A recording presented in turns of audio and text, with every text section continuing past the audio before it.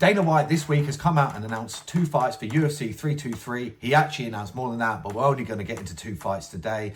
He announced Merab Dvalishvili versus Peter Yan, and he also announced Joshua Van versus Alex Pantoja, but flip that around. Obviously, challenger, champion. So we're going to break these down in this video, and we're going to talk about it. Starting with Merab. Merab is an absolute machine. Fighters need to understand that this guy is the new gen, and you should take a leaf out of his book. Not new gen, but like, he's the guy right now. Like, Merab is showing everybody up. Let me put this into context. Sorry, I've got some notes here, yeah? So, Ilia Topuria knocked out Charles Oliveira in October 26th, yeah? On October 26th. No, he didn't. June 28th, okay? And he hasn't fought since. His prior fight before that, yeah, was October 26th. So he's fought once a year, basically. He's basically fought once a year, and he's KOing people, and he's not getting a lot of damage at all. So I find this really frustrating, and I find it frustrating that he's above Merab in the pound for pound list. Merab is defending his belt for the 4th time this year, and his lead up to the belt was like nothing we've ever seen before. Let me just quickly list out Merab's last 8 fights. Morales, this is in reverse order. Morales, Aldo, Peter Yan, Cejudo, O'Malley, Umar, O'Malley, and Sanhagen, and now Peter Yan again. He's literally lapping the division. It's literally unheard of. How many champions are in there? 1, 2, 3, 4, 5. 5 ex-champions in his last 8. That's insane. That is so insane. It's not talked about enough. But let's get into the matchup. So Merab versus Peter Yan 2. I think Merab ragdolls him. Absolutely ragdolls him. When you look at the statistics, not the statistics, when you look at this fight, it's just Peter Yan. The reason I say this is Peter Yan is on a little bit of a tear up, but he's lost some fights. I know they're very give or take. But at the end of the day, Merab absolutely schooled Peter Yan. There's no doubt about it. It was probably Merab's best performance to date, okay? And he is only getting better. He is only getting better. So I think that this performance will probably be even more dominant, and he possibly could even finish Peter Yan. I wouldn't be surprised.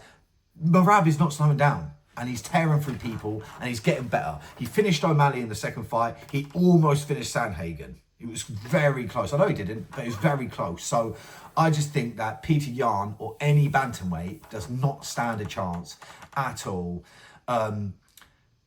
And let's make Merab the pound for pound after this fight, because he should be. He should be. He's 5 champions, like a 14-15 win streak. A 14-15 win streak. Fought 4 times in a year, he's going to be, and he's probably going to defend it 4 times in a year. Like I said, Ilia has knocked out 2 people in the last 2 years. It's not really good enough. 3, technically, but this year he's only fought June 28th. And that's it, and he knocked someone out. Obviously, he's probably got his reasons, but at the end of the day, I think Merab is fitting for that pound for pound spot. I'll probably make a whole another video on that. But this matchup is very interesting. I'm very intrigued in it. It's going to be a great one. Who doesn't like Peter Yan? Peter Yan, when it comes to mixed martial art, Peter Yan is like, or Peter Yan, should I say, is he's one of the best to ever do it in terms of watching. He's very interesting to watch. He does things very technical. He's got a lot of judo throws, a lot of weird inside trips and stuff. He's vicious as well. He goes with the knees and the elbows. He wants to cut you open. He wants to make you gritty, which, as an MMA fan, we all love. But Merab is Merab. I think Merab will just ride him out. Pause. But he will ride him out, do you know what I'm saying? I don't see Peter Yan winning that at all. The only way you beat Merab is through a fluke knockout, I believe. I could be wrong, but that's what I believe. Sorry, I'm just on the laptop.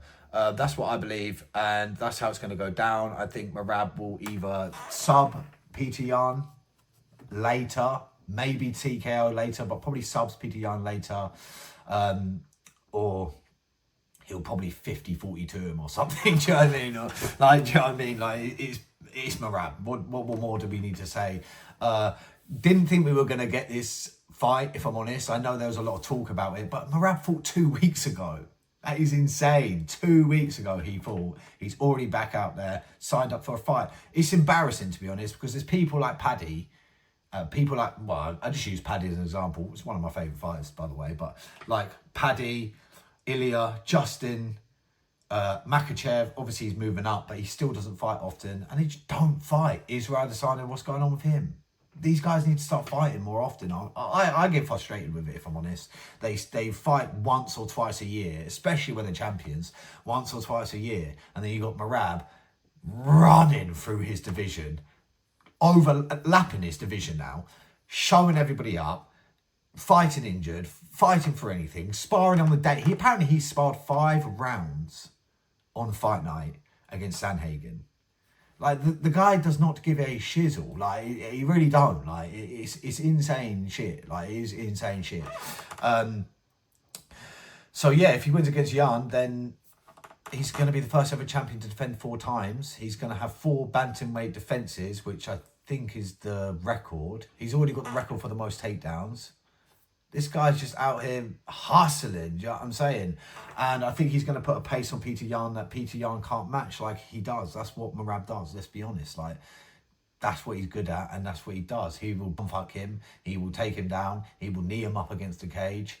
But he's getting, like, just off subject, not really off subject, but he's getting really good with the striking now, because people are anticipating that takedown.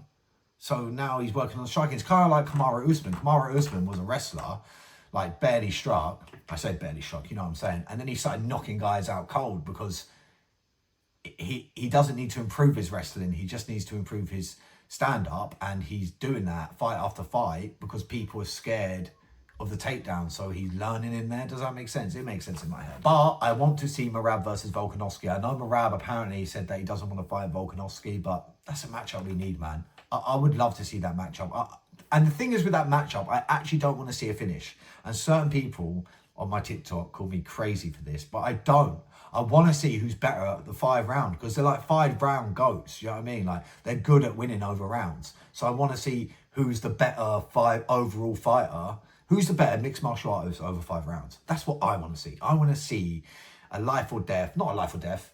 Like, I just want to see them fight for over 5 rounds and see who's technically better. You know, is the control, the distance management, the switching of stances going to prevail for Volkanovski, and his takedown defense and his scrambles? Is that going to help? Or is Merab going to overcome Volkanovski with pressure and takedowns and some bangs? Let's be honest, like, Merab is starting to become that guy, and he's starting to put it on motherfuckers. You know what I'm saying? Like, I really do feel like Merab will go down. He could go down as the GOAT. He definitely could, especially if he goes up or Pantoja goes up and they fight. But that's another fight. Alexander Pantoja versus Joshua Van. Massive matchup. Van's on a 5-fight winning streak, I'm pretty sure. I don't think he's lost one in the UFC. Can he avoid that takedown though? Van's been subbed in the regional scene very early in his career, and he hasn't been subbed since, and he hasn't had a lot of diversity on the ground, but he's never fought someone like Pantoja, and Pantoja is levels above everyone when it comes to the submissions and the grappling. It levels above anyone that Joshua Van has ever even thought about fighting.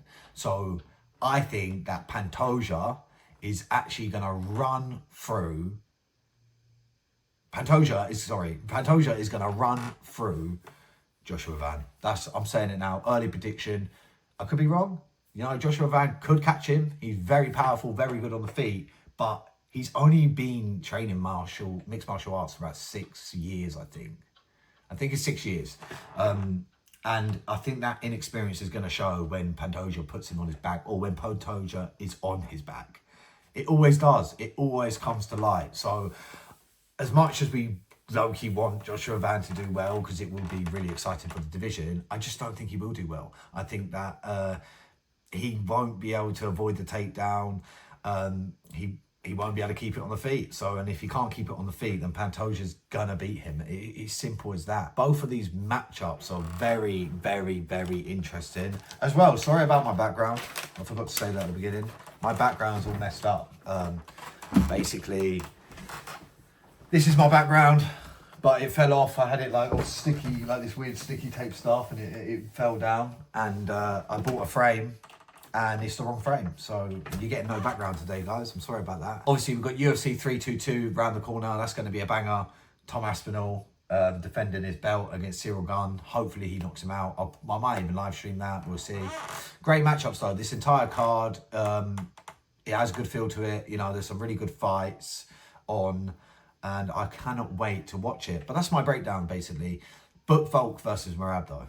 I want to see that fight. I want to see that fight badly. As well, if Merab wins this against Peter Yan, then make him #1 pound for pound.